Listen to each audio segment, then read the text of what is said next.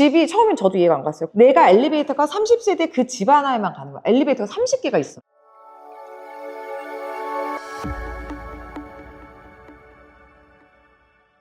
안녕하세요. 빌딩모드 오동협입니다. 오늘은 부자집 TV라는 채널을 운영하고 계시고 엘리어스 주식회사의 대표로 있으신 이경미 대표님을 모시고 고급 주거의 시장에 대해서 좀 알아보는 시간을 좀 가져볼까 합니다. 대표님 안녕하세요. 안녕하세요, 대표님. 예, 저희 구독자분들한테 소개 좀 부탁드리겠습니다. 안녕하세요. 저는 엘리어스 주식회사의 대표를 맡고 있는 이경미라고 하고요. 부자집 채널의 서울 미인으로 활동을 하고 있습니다. 저희 엘리어스는 고급 주거를 전문으로 하고 있고, 고급 주거 개발 컨설팅, 그다음에 분양 대행, 그리고 이제 중개까지 고급 주거에 관련된 원스톱 서비스를 하고 있는 회사입니다. 저는 빌딩이 전문인데 네. 대표님께서는 고급 주거가 전문이신데. 네, 근데 고급 주거 그러면은 그냥 사는 집이잖아요. 근데 집이죠. 네. 기준이 있나요? 뭐 고급자가 붙는 기준이?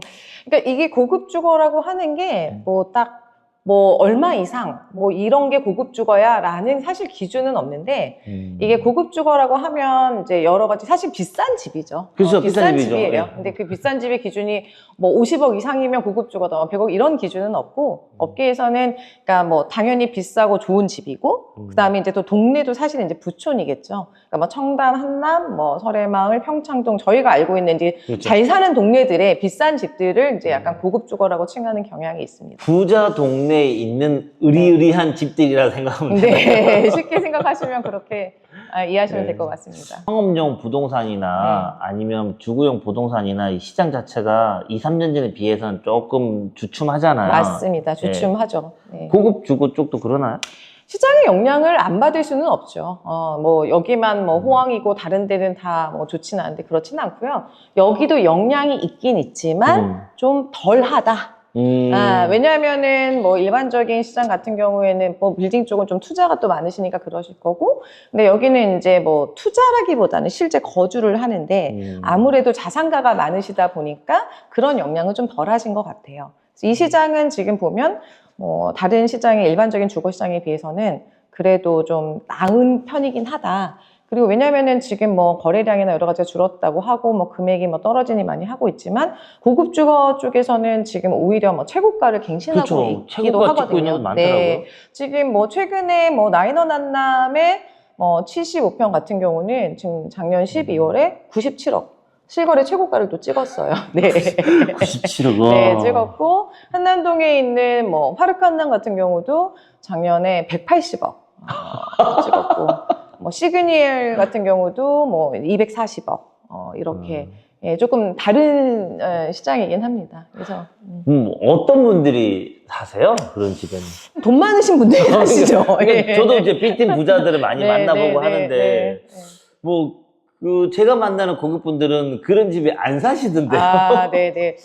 여기에 사신 분들 다양하신데 일단 돈 많으신 분들이지만 또 약간 차이가 있어요. 약간 지역별로 차이가 있는데 아무래도 저희가 아는 이제 재벌과 관련되는 이제 약간 그런 분들, 그다음에 재벌집 막내 아들 같은 분들 그런 분들도 있고 그다음에 기업 쪽에 아무래도 이제 대표님들 그리고 이제 연예인 분들. 왜냐면은 아무래도 우리가 생각하는 일반적인 아파트 우리가 생각하는 몇천 세대, 몇백 세대 이렇게 큰 대단지는 좀 활발하긴 하지만 약간 프라이버시가 좀 이게 좀 보호가 안 되잖아요. 보통 이런 쪽에 사시는 분들은 아무래도 좀 프라이버시를 좀 더 중요시 하시는 분들, 그들끼리 이제 좀 커뮤니티가 형성될 수 있는 약간 끼리끼리 모여가지고 맞습니다. 자기들 적당한 수준 얘기하고 이 사람들 얘기하면 다 이해할 수 있는 정도 되고 네, 그렇게 보시면 될 것 같습니다. 그들만의 세상이네요. 네, 약간 그래서 그 사세라는 말이 있는 게 저희가 사는 세상과는 조금 다른 약간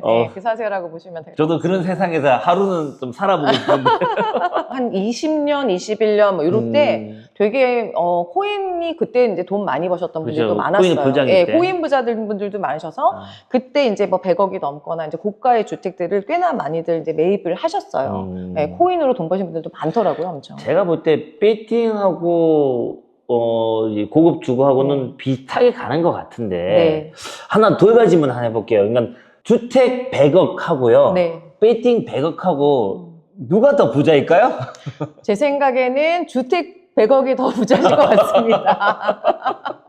왜요? 왜냐면은 뭐 대표님 워낙 잘 아시겠지만 네. 빌딩 같은 경우에는 아무래도 그 레버리지를 쓸 수 있잖아요. 대출을 많이 받으셔서 상업용이다 돈 보니까. 땡겨가지고 네. 매입이 되니까. 네, 아무래도 뭐 돈이 많으신 분들도 할 수 있지만 굳이 뭐 수익률이나 여러 가지 생각하시면 내 돈을 다 넣고서 다 사시진 않으시잖아요. 그쵸, 근데 이제 뭐 이런 비싼 고급 주택 같은 경우 분양하는 상품들 같은 경우에는 뭐 지금 현재 뭐 100억, 200억, 뭐 400억, 최고 800억까지 이제 펜트하우스가 800억짜리도 분양가가 있어요. 네, 지금 800억에 지금 나와 있는 상품이 있습니다. 네, 집 한 채, 예, 그 정도 나와 있기 아이고, 때문에. 뒷거리야. 네, 근데 이런 네. 상품들은 분양을 할 때, 대출이 전혀 되지 않아요. 그렇기 때문에 내가 100억짜리 사든, 뭐 200억, 300억, 500억짜리 산다?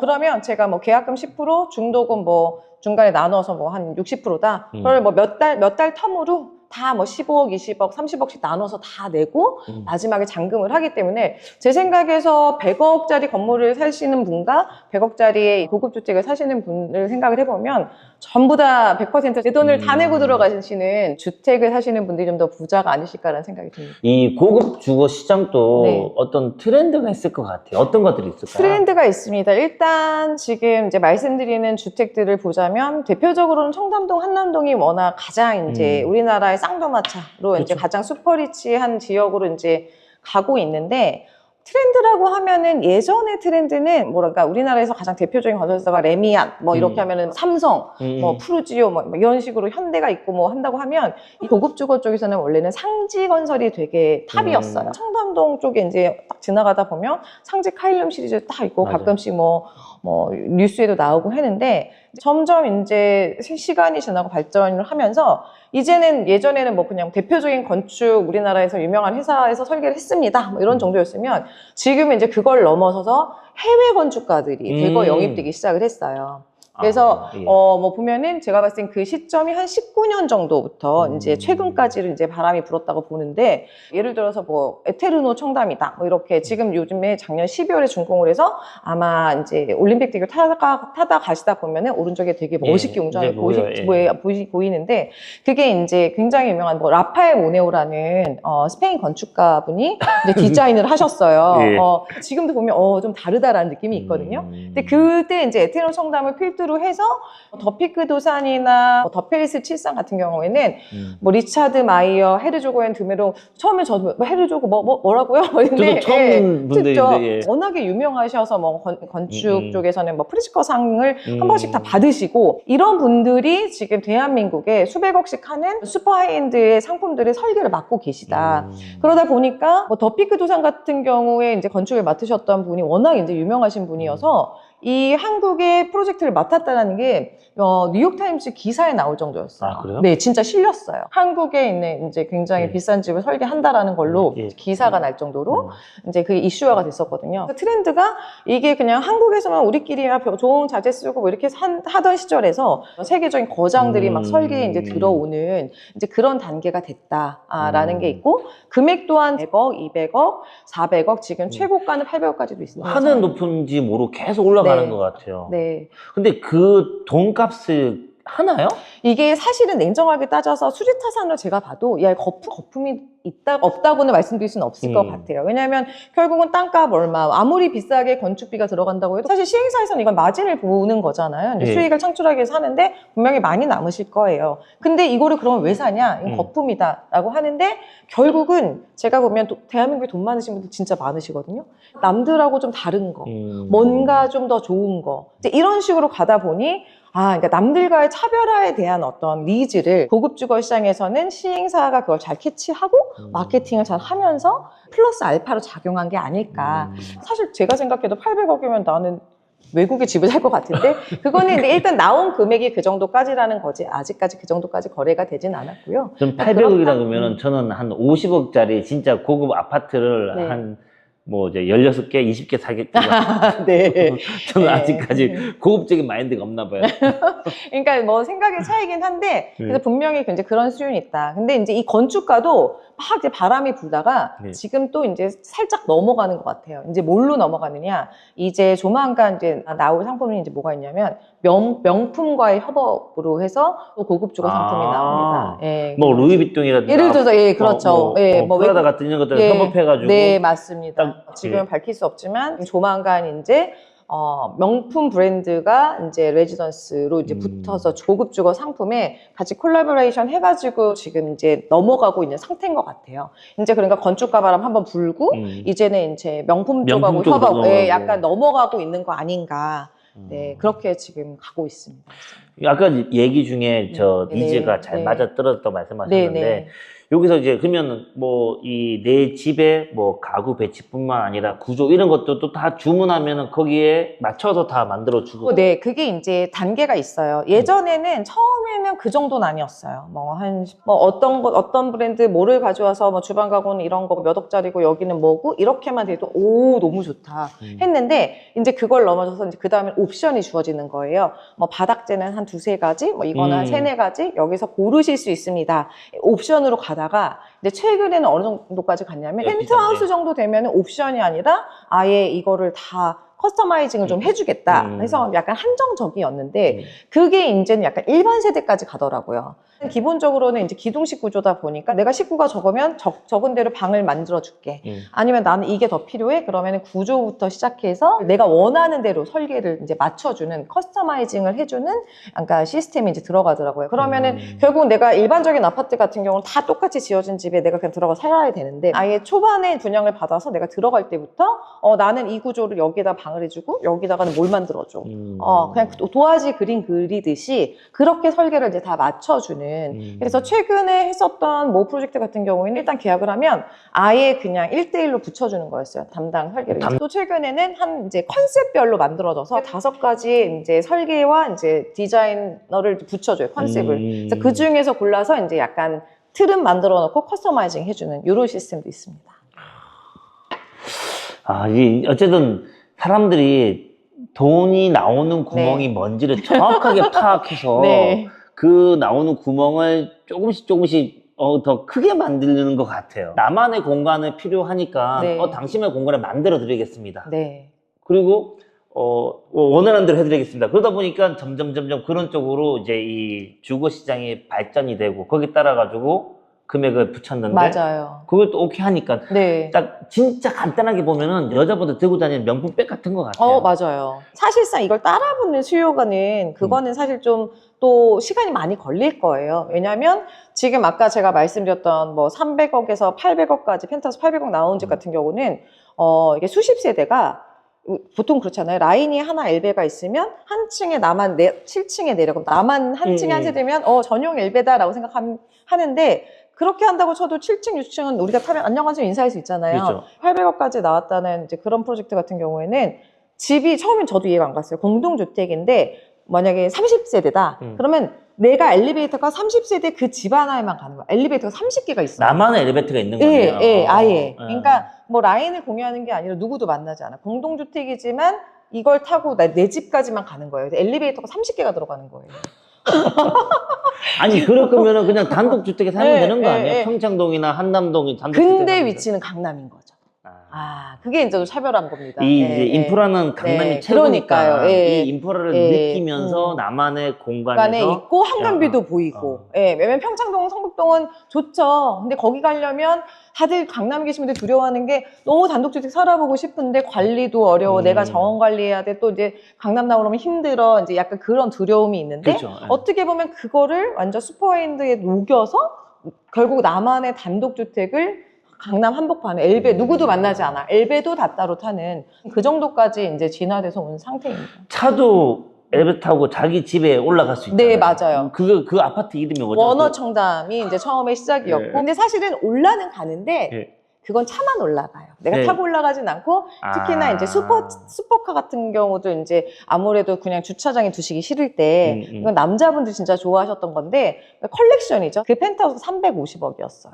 20년에. 20년에? 예, 20년에 펜트하우스 350억이었는데 계약됐고, 그 건물 300억도 사실 엄청 크잖아요. 네. 근데 이미 대한민국에서는 2019년에 에테르노 청담이 그 평균적인 금액이 100억을 넘어섰어요. 그때 당시 펜트하우스가 300억이었는데 많이 100억도 지금 받아들이기 힘든 판에 그렇죠. 펜트하우스가 300억이라고 다들 기절했거든요.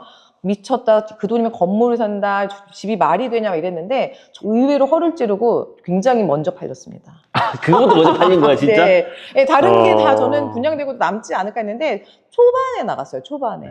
더 이제 들리는 비하인드 얘기는 300억짜리가 사실 이제 상징적이잖아요. 그렇죠. 펜트하우스 그거는 뭐 2개 복 중에 개인 인피니티 풀의 장난 아닌데 그게 계약이 되고 나니까 그러니까 놓쳤다면서.